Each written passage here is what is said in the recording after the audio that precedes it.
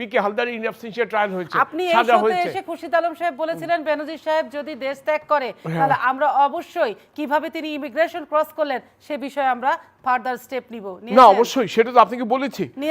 না দেখুন, বেনজির সাহেবের যে মামলাটা ইনকোয়ারির পরে এখনো রেগুলার মামলা হয়নি কিন্তু, কারণ আপনি একজন লোকটা এখনো অভিযুক্ত বলতে পারবেন না, ওনার অভিযোগের অনুসন্ধান চলছে, অনুসন্ধান শেষ হওয়ার পরে রিপোর্টের ভিত্তিতে কমিশন সিদ্ধান্ত নেবে, ওই সিদ্ধান্তের আলোকে মানে পরবর্তী স্টেপ কি হবে সেটা দুদক জানাবে, কি মামলা হবে না কি হবে, অবশ্যই স্টেপ নেবে। পিকে হালদারের তো সে পালিয়ে গেছে আধা ঘন্টার ব্যবধানে, কিন্তু ওর তো ট্রায়াল হয়েছে, সাজা হয়েছে এবং তার প্রপার্টি জব্দ হয়েছে এবং প্রপার্টি আপনার বাজেয়াপ্ত হয়েছে। মামলাটা হবে কবে? মামলা হয়ে তো রায় হয়ে গেছে। না না, আমি পিকে হালদার বলছি না, কারটা পরবর্তী যে যাদের নাম বলছেন আমরা যাদের নাম সেটা দুদক সিদ্ধান্ত নেবে অনুসন্ধানের পরে। আপনারা অনুসন্ধানের পরে সিদ্ধান্ত নেবেন যে আইন তো সেটাই, আইন তো সেটাই।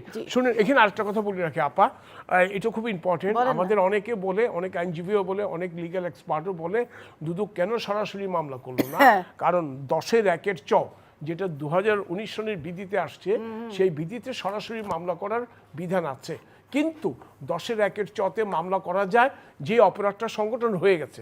যেমন একটা আপনাকে আমি এক্সাম্পল দিই, বেশ কদিন আগে, বছর কয়েক আগে ঢাকা ব্যাংক বংশাল ব্রাঞ্চ থেকে 2 কোটি টাকা লোপাট হয়ে গেছে। সে লোপাট হওয়ার পরে ঢাকা ব্যাংক একটা এফআইআর করেছে, সেখানে আমরা যখনই জানতে পারলাম তখন আমরা টেক ওভার করে নিলাম। এই ধরনের অপরাধটা সঙ্গে সঙ্গে হয়, মামলা হয়, কিন্তু যেগুলি সম্পদের মামলা, যেগুলি মানি লন্ডারিংয়ের মামলা, সেগুলি আগে আপনাকে অনুসন্ধান করতে হবে। That is the condition president. অনেকে বলে, আমরা টকশোতে আমি শুনলাম যে 10-1 চ অনুযায়ী কেন মামলা করলো না। 10-1 চ বিধিমালা 2007 যেটা 2019-এ আসছে, সেখানে কিন্তু পেরিফেরি আছে, যে অপরাধ ঘটে গেলে বা ইনস্ট্যান্ট হয়ে গেল, একটা এম্বেজলমেন্ট, টাকা আত্মসাৎ হয়ে গেল, ব্যাংক থেকে টাকা লোপাট হয়ে গেল, সঙ্গে সঙ্গে দুদক স্টেপ নিয়ে দেখলো যে ওখানে টাকা আসলে লোপাট হয়ে গেছে, ওই মামলা সরাসরি আমি করতে পারবো। একটা ট্র্যাপ কেস, হাতে নাতে ওনাকে আমি ঘুষ দিলাম 20 লাখ টাকা সহ, সেটা সঙ্গে সঙ্গে করতে পারবো। কাজেই আমার একটা নিবেদন, ম্যাডাম আপনাকে উৎস করে আমি এটা অডিয়েন্সকে বলছি, 10-1 চ যেটা বিধিমালা আছে, অনুসন্ধান ছাড়াও মামলা করা যায়, এটা সব ক্ষেত্রে অ্যাপ্লিকেবল। মানে যেটা অপরাধ সরাসরি সংগঠিত হচ্ছে সেটাতে আপনারা সরাসরি মামলা করার হয়ে গেছে, সেটাতে আপনারা মামলা করার সরাসরি এখতিয়ার রাখেন 10-1 চ। কিন্তু পরবর্তী যেটা হচ্ছে যে সম্পদ কিংবা যেগুলো মানি লন্ডারিং, সেগুলোতে আপনাদের অনুসন্ধানের জন্য অপেক্ষা করতে হয়। এই তো অনুসন্ধান অপেক্ষা না, অনুসন্ধান করতে হবে। তার পরবর্তীতে স্টেপ হচ্ছে মামলা করা। এখন আমি মাসুদ সাহেবের কাছে যাব, কিন্তু আমি ছোট্ট একটা শুধু জানতে চাই, বেনজির আহমেদের এই অনুসন্ধান শেষ হতে কতদিন? আপনার তো অভিজ্ঞতা আছে, শাক দিয়ে মাছ রাখবেন না। না ম্যাডাম, এই যে ম্যাডাম একটা কথার পিছনে একটা খোঁচা লাগাই দিন, এটা ম্যাডাম আপনার দ্বারা আমি আশা করি একটু হলুদ লাগাই দেন আপনি কথার পিছনে। হলুদ আমি লাগাবো না বাবা, আমি রং নাই। শাক দিয়ে মাছ ঢাকেন না, এই শব্দটা তো হলুদ লাগানো, শাকে হলুদ ব্যবহার হয় না।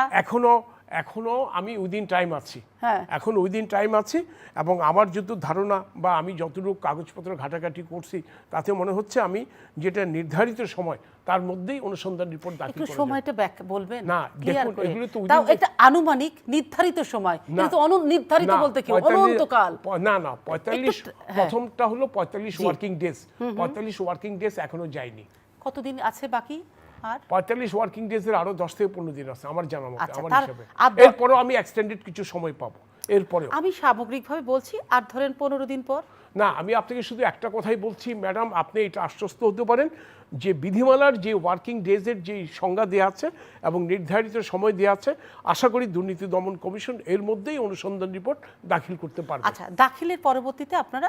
না, দাখিলের পরবর্তীতে সেটা কমিশনের কাছে প্লেস হবে, কমিশন এটা সিদ্ধান্ত নেবে। ওই অনুসন্ধান কমিশন এই সিদ্ধান্ত নিতে টাইম ফ্রেমটা কত? না এটা বেশি সময় লাগে না, খুব বেশি হলে 3-4 দিন ম্যাক্সিমাম। এটা দাখিলের পর আমি প্রসিডিউরটা জানলাম। না অবশ্যই আপনার জানা দরকার, তাহলে হলুদ দেওয়াটা বন্ধ হবে না। শাকে কেউ হলুদ দেয় না, টেস্ট নষ্ট হয়ে যায়। সে শুনেন, তারপর হচ্ছে 4-5 দিন কমিশনের কাছে দাখিল করলে, তারপরে হচ্ছে যে মামলা মোকদ্দমা, ওই কমিশন সিদ্ধান্ত দিবে এটা কি করতে হবে। তার মানে আপনারাই শেষ কথা না, কমিশন শেষ কথা? অবশ্যই আমি তো সেটাই বারবার বলছি। এবং আপনাকে ম্যাডাম আমি ফেল টু মানে সরি যে আমি আপনাকে এটা বোঝাতে পারছি না। আমি বুঝেছি তো, এবার দেখি বুঝলো কিনা মাসুদ সাহেব। মাসুদ ভাই, আমি আশা করি খুব কনস্ট্রাকটিভ ক্রিটিসিজম করবেন।